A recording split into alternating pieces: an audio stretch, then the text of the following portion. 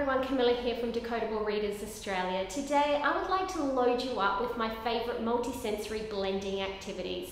Now these activities can be used for students just first starting and embarking that learning to read process where they're just at word level, learning their letter sound correspondences and beginning to blend those together.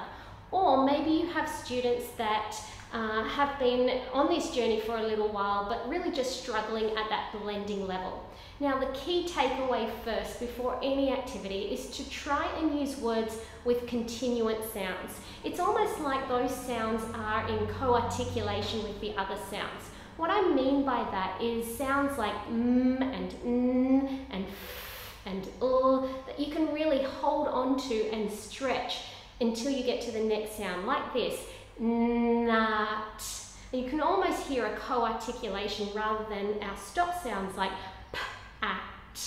pat. Now most students will be able to blend with both types of sounds, but students that are first beginning or students that struggle really benefit from stretchy sounds or what we call continuants. So let's jump in with the types of activities to use on these types of words. Now our very first activity is our arm method. I recommend the arm method at auditory level. It allows us to tap and slide our sounds. So for example, nut. Now we use the arm method only for CVC because what it allows us to do, that's consonant, vowel, consonant, it allows us to break and identify, or what we call isolate our phonemes. So if the word was nut, nut, and they are mispronouncing, let's say, the medial sound, the middle sound, we can tap where that sound is, or our beginning sounds or our end sounds. When we want to isolate our sounds, our arm really allows us to do this.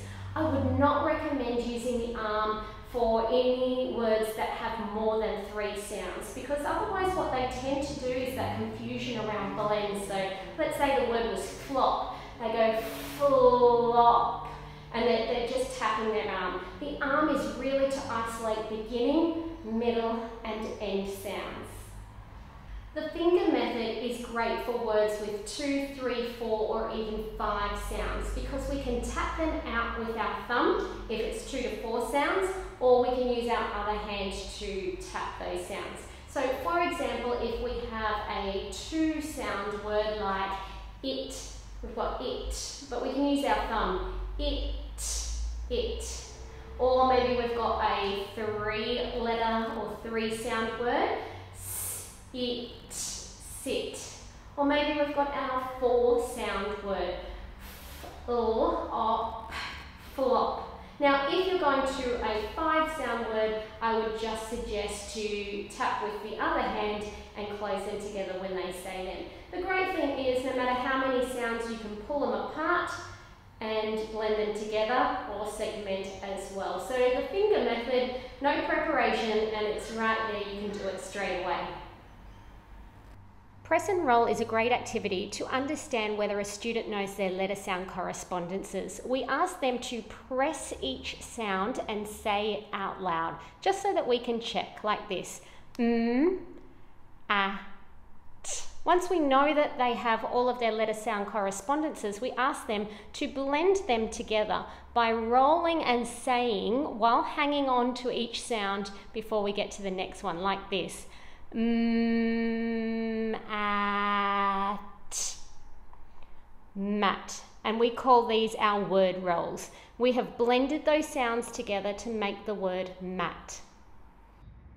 These poppers are all the rage at the moment, so let's use them for learning as well. What I love about this is you can pop and slide, which means you can do that letter sound correspondence knowledge and blending. Now, all you need to do is write your words. I've got the words sat and nut. These are easily cleanable, so you can clean them off and write all different word lists as students progress.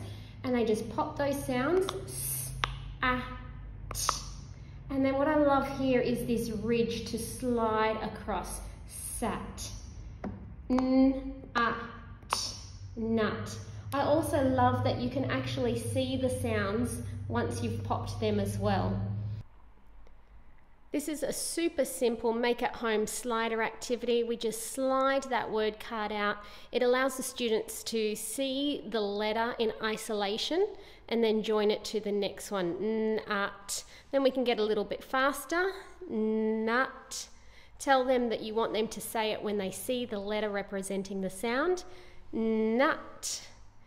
So that's super easy. What we can actually do is swap out our word cards for a little bit harder. Works really great when we're doing things like digraphs. I'm going to put in a new word, and you can see here, when I start to slide, we've got a line underneath, and I always teach the students when we first begin to learn about digraphs, when you see a line, that's when 2 letters or 3 trigraphs make one sound. So let's slide until the end of the line. So that's one sound, ch, I, p.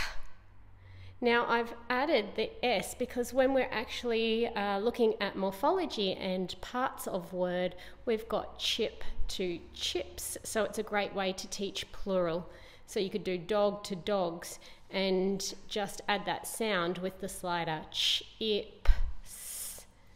And it can work for longer words as well, especially compound words that you want to break up, like lipstick or laptop. Super simple, they're just a piece of cardboard, a little bit of sticky tape there, and a little slider card. Just make sure you leave some space for the finger to pull as well. Another tool are little toy cars. The reason I like little toy cars is because they have wheels, which really promotes that blend as you read process rather than that stop-start in saying all the sounds individually. It's blending them. So what I get the students to do is say the sounds as they drive their car past. Mat. And once they've driven it past, I get them to park it and tell me what the word is. Mat. You can even have them actually write the word in their car park. I love these pull and go cars. When you pull them back and then release them, they take off on their own. And what I do is challenge the students to say the sounds as the car passes each letter. This really promotes that blend as you read process rather than the stop-start process. So let's have a go. I'm about to release it. Sat. For this next activity, I've just used a necklace. Now, if you don't have this necklace, you can just make one out of string and beads. And the great thing is, no matter what complexity of words or students you're using, this can adjust. For the word that we've got today, sat, we've only got 3 sounds, our CVC, so I'm just going to pull the rest of the beads out of the way, and we're just going to use our 3 sounds. What I have the students do is I pull it apart, check that letter sound correspondence, sat. Then I bring those beads a little bit closer and I ask them to say the sounds a little bit faster. Sat. And then a little bit closer. Sat. And then even closer, so they're saying sat. Sat. And this really works for segmenting as well. We've got the word sat. We need to pull it apart. Say it slowly. Sat. Sat. This next activity is just a fun one in partners. So we have one student holding the ball. We have our word all ready, and as they roll the ball to their partner, they have to say the sound. So when we model this, we model it very slowly, and then we can even model a fast version. So we ask everyone to roll it slowly and say the sounds like this. Sat. And then the partner will roll it back, and then we go a little bit faster. Sat. And then you can ask for a really fast one, and they have to blend it together to say the word. Sat. Then what you can do in your partners, you can ask the children to change sat to maybe pat, and then they swap sides. It's always important that directionality is important, so we go from left to right. So the next student swaps and we do the same thing. Pat. Then we get a little bit faster. Pat. And then we might change our at to it.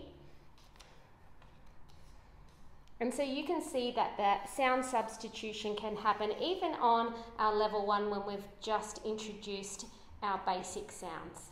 This next one uses a piece of ribbon with a knot, and make sure the knot's nice and big so that you can really feel it when you slide your fingers. What I get the students to do is to hang on the sounds or say the sounds in a stretchy way, and when they feel that knot, they have to say the next sound. Then when they feel the next knot, they have to say the next sound. So before we even start, we just check letter sound correspondence. S, a, t. And then what we do is we slide our fingers. S, a, t. So as soon as they feel that little knot, they have to swap over. Then I ask them to do that faster. Sat. And then even faster. Sat. Sat. And see how fast they can get. And that's when they'll say sat really fast. So there you have it, a whole repertoire of blending activities that will be multisensory, engaging and fun for your students.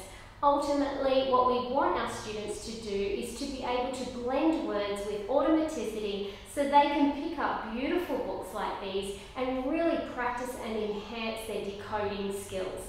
So, if you've enjoyed this video, jump onto our Learning Lounge, the link is in this post, and come and join me on a journey as we learn the best methodologies and strategies to teach our students to read.